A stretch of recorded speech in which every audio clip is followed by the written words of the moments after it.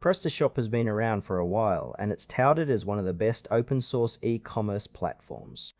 But does it really deliver on that promise?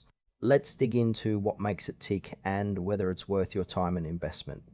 PrestaShop is a feature-rich e-commerce platform designed for anyone looking to set up an online store.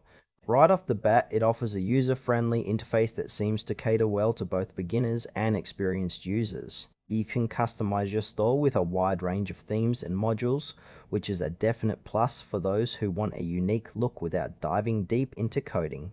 One thing that stands out is its flexibility.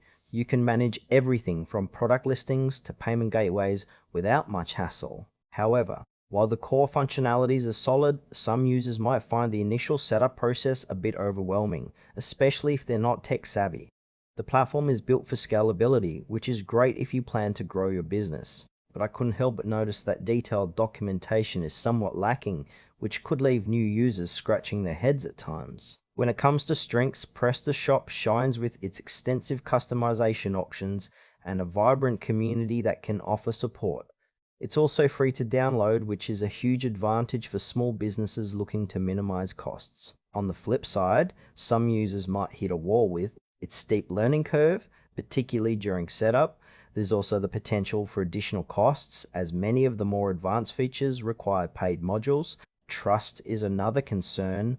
While it's open source, the transparency around certain integrations and third-party modules can feel a bit murky.